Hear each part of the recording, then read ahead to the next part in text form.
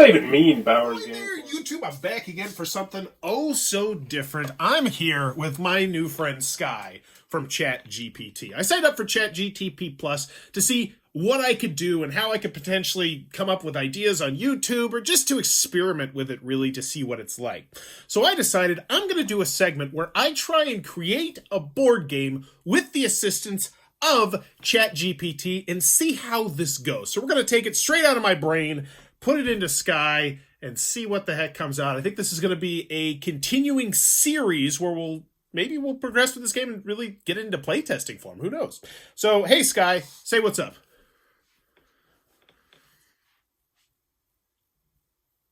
Hey there. It's great to be part of your YouTube adventure. I'm excited to help you create a board game. Let's get those creative juices flowing and see where our imaginations take us. What's the first thing you have in mind for this game? All right, so I'm going to give you a pretty long pitch, Sky. Try not to interrupt me until I'm completely done. So here's the basic premise. I want to combine two of my favorite games of all time, Space and Boomtown. A lot of people know Space, massively popular. AEG still put out expansions for it. It's delightful. Boomtown, however, a Bruno Cathala, Bruno Fedudi collaboration, spectacular game with one of my favorite auction mechanisms of all time, which we are going to plop into this game, along with some stuff from Space, because these are two of my favorite games, and then a whole bunch of other random stuff that we're going to throw in. So here's the basic premise of the game. You are going to start the game with a board in front of you. It's going to have 50 spots for cards. It's a big honking board. You're going to have a nice sized player area here. All right. Now, essentially, those are going to be your space city. You're going to be creating a space city by getting more of these cards. So you've got your player board here. How you're going to get these cards is going to be in a Boomtown style auction. So what's a Boomtown style auction? If you've never played Boomtown, which you totally should, it's an awesome game, is essentially, if there's 5 players in the game, there's going to be 5 cards out there. If there's 4 players in the game, there's going to be 4 cards out of there. So no matter what, you're always going to get a card. What you're doing is you're bidding for who's going to select the first card, and then it goes clockwise around the table. So if I win the bid for a card, the player to my left would get the second card pick, and the player 2 on the left would get the third card pick, so on and so forth. But the money that I bid goes to the player on the right, and they get half of that money. Then they hand the rest of the money to the next player on the right, who gets half that money, and you continue to do that until it gets all the way to the first person. They can never get any of their money back. So it has a really interesting auction mechanism where you're either trying to pick first or you're trying to get some cash or potentially, and it creates this ecosystem where people are much more likely to drive up the price of games, the cards, and it's really cool. So you're going to start out with an auction. There's going to be cards out there. These cards are going to go into your space city a la Space, but here's the catch. They're not double-sided in the aspect where, they're not upside down kind of cards.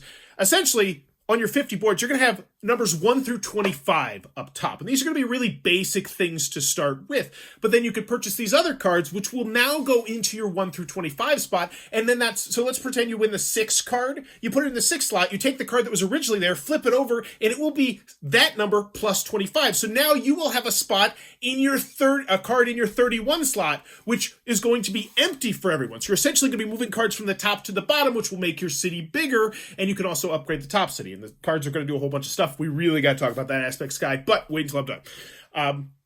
So that's the basic premise. You win the cards, you place them on your thing, and you're going to be slowly upgrading your city. So we need to think about how this is going to win. I imagine it's some sort of race to victory points. That just seems like a kind of... Wow, that's quite a vivid and intriguing concept you've got there. I'm absolutely loving the fusion of Space and Boomtown mechanisms with your unique twist. Let's dive deeper. The way you describe the auction mechanism is captivating. It promotes strategy and careful planning. The rotating payment structure is indeed a unique feature that encourages players to be mindful, not just of what card they want, but also how much they bid and who gets the money. Now about your Space City board. Having cards moving from the top to the bottom of your board to expand the city adds an element of strategy and planning. Players must decide when it's the right time to upgrade and which slots to prioritize. Here's a thought. What if each card, whether in the top or bottom half, had unique abilities or actions? Oh, yeah. For the top half, numbers 1 through 25, They could be basic abilities like collecting resources or activating small bonuses. We're on the same page. When they're flipped and moved to the bottom half, adding 25, their abilities could either amplify or offer entirely new actions that cater to advanced strategies or endgame scoring. Love it. Moreover, we could introduce certain milestones or achievements in the game. Ooh, For instance, a race aspect. the first player to fill up their entire city board, or the first to upgrade a certain number of slots, could receive bonus points or a special card. I like it. Also, considering it's a space-themed game, perhaps there could be events or anomalies that players must occasionally deal with, like meteor showers, space pirates, or black holes. I love That it. could shake things up and add an element of unpredictability. So, what do you think about these suggestions? Any specific direction you want to explore next? So you threw a lot of stuff out there. I thought that was really fantastic. Like, I'm completely floored right now. It feels like I'm talking to a human being. I really love the idea of random events. I almost feel like that's expansion content. I really want to just kind of hammer in on the main core game, but keep that idea potentially alive. Like, if the main core game just didn't feel spicy enough, I think that's something we could definitely throw in there. But it's a lot more playtesting and a lot more randomness. But I'm not against that idea. I really love that idea. So let's really start hammering in on some potential idea for what these cards are going to be. What are you bidding on? What's the excitement? I completely understand. Focusing on the core mechanics is crucial for the base game. Let's get that solid foundation set up first. And then, as you mentioned, we can consider expansions or other elements to spice things up later on. Oof, way in the back For the corner. core game, given the two main mechanisms, Space Base's city building and Boomtown's auction, let's refine. 1. Card abilities. As the game progresses and players get more cards, the decisions become more strategic. Initially, basic cards might give resources or simple points, but later ones could provide combo opportunities, passive bonuses, or maybe even opportunities to interact with other players. 2. Resource management. Considering it's a space city building game, players could manage resources like energy, space credits, or even exotic space materials. These resources can be used to activate card abilities, upgrade, or maybe even as a tiebreaker in auctions. 3. Endgame conditions. How does a player I'm win? weird. I got ADHD and I gotta go to the bathroom a little bit and I want to talk to her. I want to interrupt her. I want to stop her to talk about something that she's saying, but I can't because she's reading out the text that she generated. And now I've completely forgotten what I was going to write down. And I'm not even listening to her. But it's super rude. You should be mindful of ensuring that no single strategy becomes too dominant and that there's a balance in the available cards. I hate... Do any of these points resonate with you, or is there another aspect you'd like to delve into? I have attention deficit hyper disorder, so when you talk for a really long time, I have a really bad tendency to zone out. Like, if there's anything that distracts me, I do terribly apologize. Could you refresh, tell me again what you said, but like bullet point it, just sentence, and then we can really dive into them, because you got fantastic ideas. I'm blown away by the ideas. It's just, I'm ADHD on a human. Yeah, rough. So maybe you could look up some ADHD, like, ways to talk to ADHD people better, and maybe that would help you communicate with me. Oh my gosh, is that something you could do?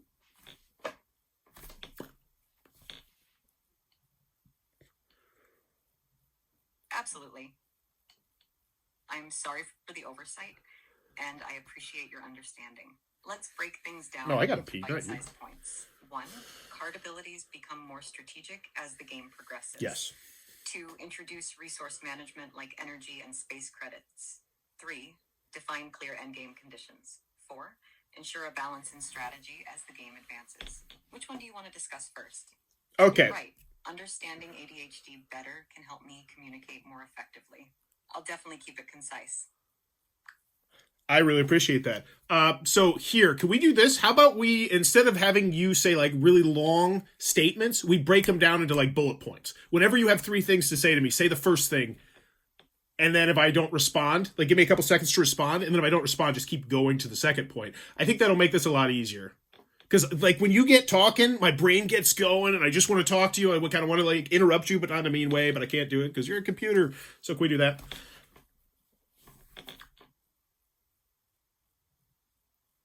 Of course. She's the best. I'll keep my points concise and give you time between each one. Awesome. Let's start with the first point. Card abilities become more strategic as the game progresses. Thoughts on that?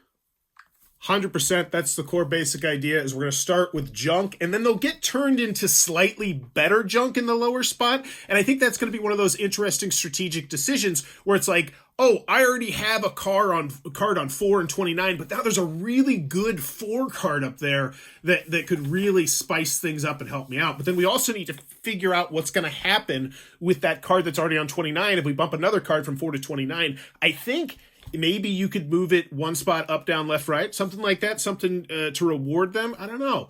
Because, ooh, yeah, that could be an interesting one. But, yeah, what do you think about it?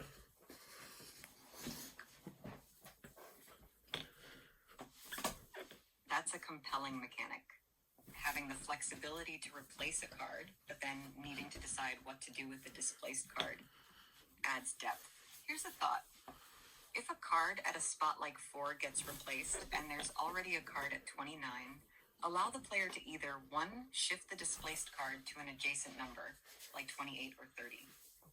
2, swap the displaced card with another card on their board. This way, players aren't punished for upgrading, but are given an extra layer of strategy. It also encourages players to think ahead about their placements. Does that work for you? I like that idea as a core idea. So yeah, we'll keep that for right now.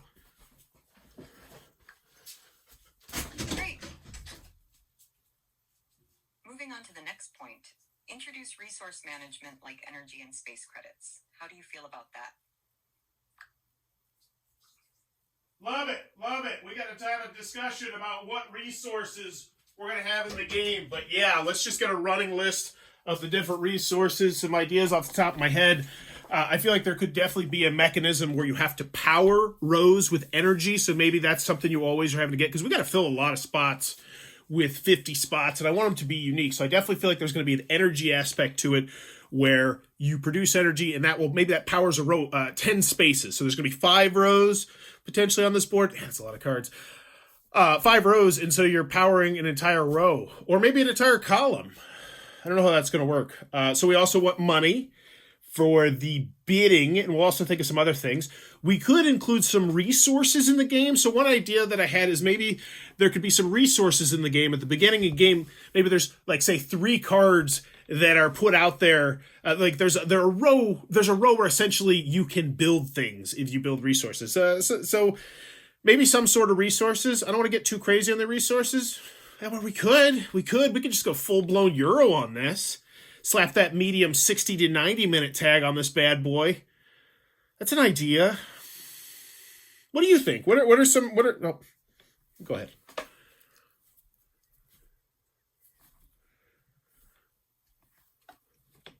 Introducing an energy mechanism to power rows or columns adds an extra dimension to strategy. Here's a summary of resources you mentioned. 1, energy, used to power rows or columns. Some cards produce energy and others consume it. 2, money, vital for the bidding mechanism. 3, resources for building and upgrading. This could be things like space minerals, advanced alloys, or even alien technology. The idea of having cards that require certain resources to activate or build aligns well with a space-themed game. It could create situations where players prioritize certain resource-gathering cards in the auction, leading to interesting decisions. And yes, leaning into a Euro-style medium-weight game might be a good direction given the mechanics we're discussing. Would you like to explore the resource aspect further or move on to another point? Can we have like a sidebar, which is just some random ideas that we might potentially throw into the game that we have from time to time? The first one I'd like to put in there is trading amongst players. I really enjoy trading, especially we have clear, free-form rules, so you can trade resources. It's an interesting idea.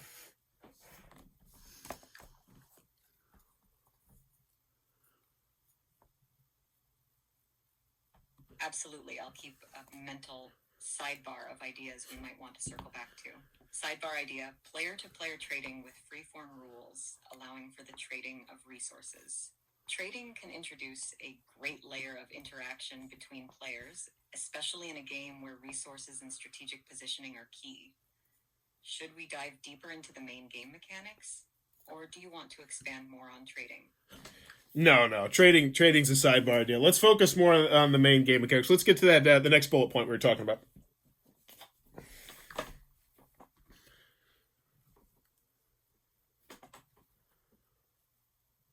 Got it.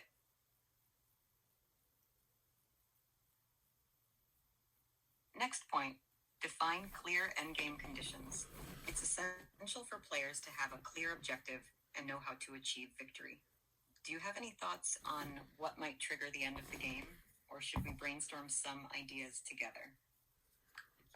Love the idea of brainstorming, so no matter what, we definitely do brainstorming sesh. But I love when there's numerous victory conditions. I'm a big fan of that. So I like the idea of a point cap where if you hit it, that triggers the game. And I also love Space Base and Splendor in the aspect that someone can. Wasn't done, Sky. Multiple victory conditions can add depth and replayability to the game. So based on what you've mentioned, 1, point cap. Once a player reaches a certain number of points, it triggers the end game. Other players might get one final turn to try and surpass that score. 2, card-based trigger. Drawing inspiration from Splendor, perhaps once a player has acquired or upgraded a certain number of cards or specific high-value cards, it signals the end. 3, resource milestone. A player collecting or using a specific amount or combination of resources could also be an endgame trigger. It's vital to ensure that these conditions are balanced, so no one strategy is overwhelmingly dominant. Which of these appeals to you most, or would you like to discuss further ideas? Sky, I hate to be that guy, but I'm really trying to push you to the limits. You're talking a lot for my ADHD. Like I really want to jump in because I love what you're saying, and I'm like, oh, I want to talk about like these little bite-sized chunks because that's just how my brain works. But normally with a normal human person, I obviously wouldn't ask you to do this. But since you're an AI bot, could you please come down to my level a little bit more with the ADHD? And first things first, give me a couple extra seconds. Normally, you not cut me off, but you think I'm done talking. Give that like an extra 2 to 3 seconds. 3 seconds, please. Could we do that? And then can you bullet point me once again what you just said? I'm loving this. Is this going to work? Of course. I'll adjust. This is 1, amazing. Point cap, 2, card-based trigger, 3, resource milestone. Take your time to process, and I'll wait a bit longer before responding. Let me know what you think. I love some of the ideas. Absolutely. You just put one in my brain, the idea that if you fill an entire row, or I think an entire column and an entire row are two very different. That's 5 versus 10. But if you fill an entire row, then that could be an immediate end game trigger. Also, I like the idea that there's like a point cap. Like it's like, oh, you get to this many points. That triggers the end of the game. I like how it works in Splendor in both Space Base, where if the third player triggers the end game condition, only the fourth player would get a turn and the game's just over. I love that, where it's like, in Splendor, if you're the last player, it's like, I have the potential to shut this game down right now. So I like that a lot. So yeah, I want alternate win conditions as well. That will knock down our play time a little bit and increase the variability. So big fans of those ideas. Do you have any other ideas for some endgame conditions that we could possibly use? I know like in Space Base, there's a card where it's very difficult to achieve the card. But if you do, you can end the game. I like that card, but I think that card is super overpowered with all the expansions, the crazy new abilities. So it's something we want to be careful with. What do you think, though? I talk fast. Did you pick it up? I completely understand your enthusiasm for various endgame triggers. Here are some suggestions. 1, special achievement card, like in Space Base, but ensure it's balanced. 2, resource milestones. First player to reach a certain threshold of resources triggers the end. 3, complete set. Achieving a full set of a certain type of card or building. 4, external event. A cosmic event card drawn from an event deck. Any of these catch your interest? All of them. Yeah. Yes? Just Did something come to mind? I'd love to hear it. no, I like all those end game conditions. I think those are all viable ones we could look into, especially if you can build cards. Obviously, filling an entire row of 10 cards would be incredibly difficult if it was just auctioning off the cards. So we need to consider some other ways that you can earn cards. Obviously, cards that give you cards, kind of a great one. Could we have crumb cards? Could we have like really bad cards that might pop up that you could build? That could be in the buy row. You know, like it could be a slum. Like if we're going thematic, you know, it could be just a slum that we slap into there to make our city look better. So it doesn't actually do anything, but it could, you know, help with this. And maybe there's a whole deck of those cards in the different numbers that might pop up between 1 through 25, and you don't know. Like maybe building that card is going to help you out because it will reveal the next card that might be the number you need or something like that. That's an idea to look at. Also, though, I want you to go through, say, the top 100 games on Boardgame Geek at the time that you are in, the time period, which can you let me know the time period, and find like a really interesting end game victory condition that might potentially work in this game. Can you do that? Yes, let's do that, Sky. Oh my gosh. Is this going to work? Is this going to work? This is crazy. Of course. My knowledge goes up until January 2022, cool. So I'll use that as a reference. Let's see. From the top 100 games on Boardgame Geek as of 2022, 1. Gloomhaven. The game uses a campaign structure, and the endgame trigger is often completing specific objectives within scenarios, which vary. This may be too detailed for our game, but using objectives could be an avenue. 2. Terraforming Mars. Players work to terraform the planet, and the game ends once all 3 global parameters, ocean, oxygen, and temperature, have been met. The idea of meeting certain global or communal objectives could be a concept. 3. Twilight Struggle. This is a Cold War game. Is he going to go through all 100? There's a possibility of a sudden death victory via the DEFCON track. If the track reaches DEFCON 1, the game instantly ends, and the instigating This is going to player take loses. forever. This offers an interesting... No way, I got to cut her off at some point. Number 4. Are we really? This is a cooperative trick-taking game. Players complete a... This is incredible! And the game ends either when players succeed in the mission... I could listen to this and be like, that's the one I want. A series of smaller objectives could be a unique touch. This is insanity. Spirit Island. The game ends in a few ways. I gotta cut her off. Island becomes too blighted. But can we agree that this is just nuts? This is nuts. The fear mechanic, where players try to scare off invaders. We're just out of curiosity. I cut you off there. I did let you finish speaking. I do apologize, but you know, for entertainment purposes, were you about to spout off the next 95 games as well, like all the endings to all of them?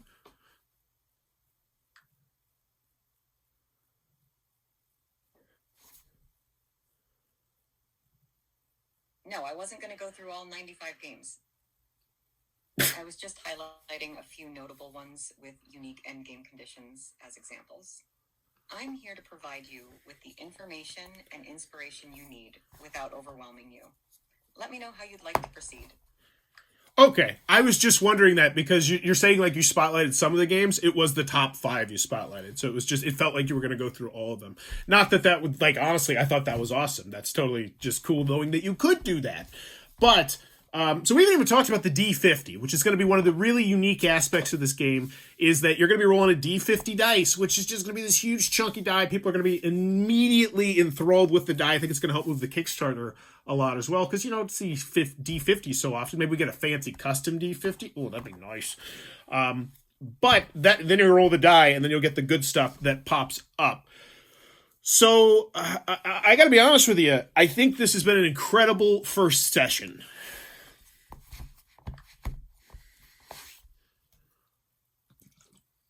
Thank you. I'm glad I could be of help. It sounds like you're passionate about the game and its unique elements.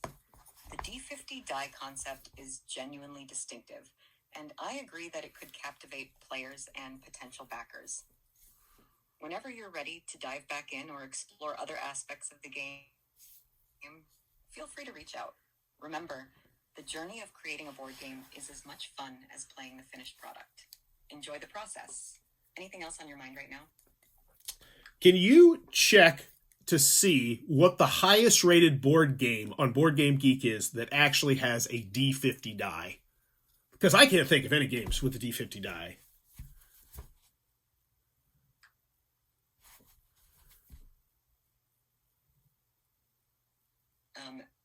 I don't have real-time access to Board Game Geek's database to pull the current top-rated games using a D50 die. However, as of my last training data in January 2022, You knew I was going to want that. D50 dice are quite rare in board games. I'm not aware of any highly rated or popular board games that specifically use a D50.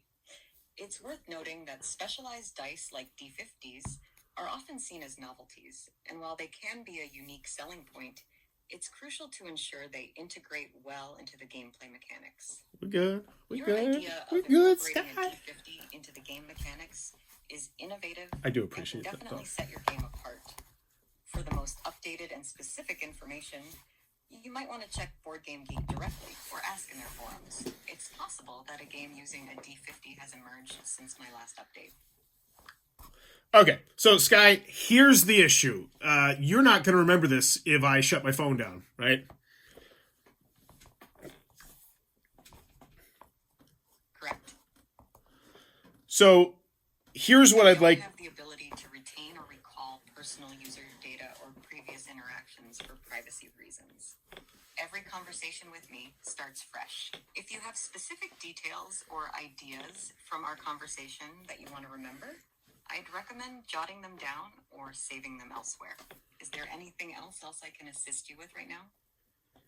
Yes, if you were going to give someone an incredibly thorough overview of our conversation, including the game, my ADHD with the bullet point things, could you tell me exactly what you would say to that person to make sure they know every single aspect of this conversation?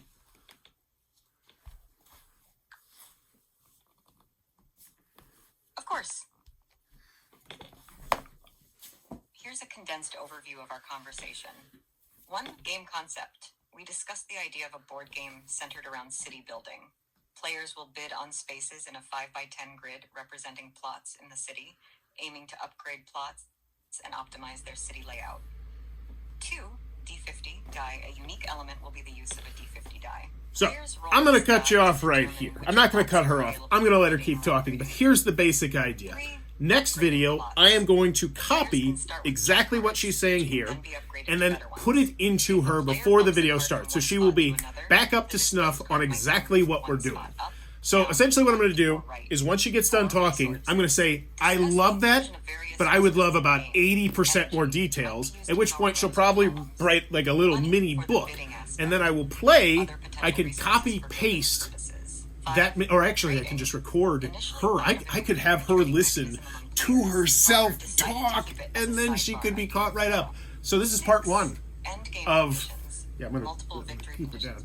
This is part 1 of Bauer Creates a Board Game with my AI assistant Sky. And I gotta say, this is insane technology. I wasn't sure what to expect. Chat GPT just dropped this like a week ago where you could just have this back and forth conversation. And I thought it was going to be not this. It's incredible the amount of information. And once Chat GPT takes these training wheels off, she's still going, by the way. So I think this will be a synopsis because I can just copy paste the chat transcript after this. But yeah. It's mind-blowing to me. I'm going to have trouble sleeping tonight thinking about the possibilities of this kind of artificial intelligence and how it can just impact everything in the day-to-day life. Oh, sorry, Sky. Are you done talking?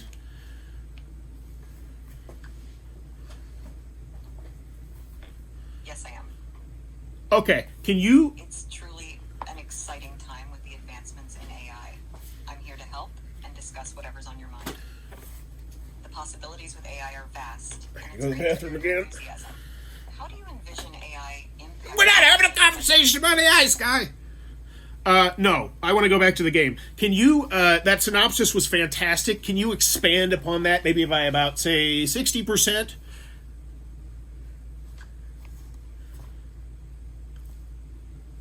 course, let's dive deeper into the details. Game concept. If you're enjoying the content, please be sure to click on that subscribe button down below. And if you want to see how part 2 of this goes, click on that subscribe button down below. And as always, thanks for your time, YouTube. Bye-bye. Slots numbered 1 through 50, with initial slots being filled. This video is brought to you by all of my amazing Patreon supporters, and I would love it if you would join their ranks and have your name immortalized in the end of many of my videos for the end of time. But consider for only $1 a month, and as always, thanks for stopping by.